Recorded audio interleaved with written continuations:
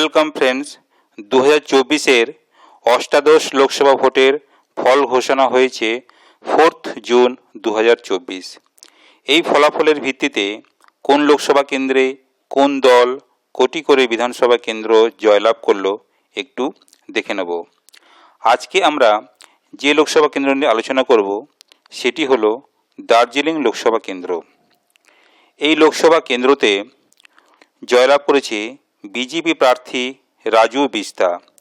তার নিকটতম প্রতিদ্বন্দ্বী টিএমসি প্রার্থী গোপাল লামা।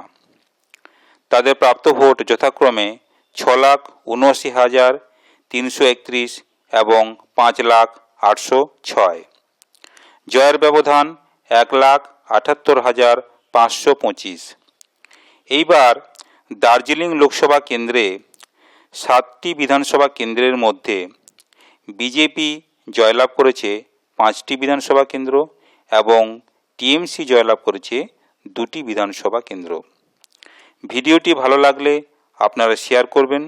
আপনারা ভালো থাকবেন, সুস্থ থাকবেন। ধন্যবাদ।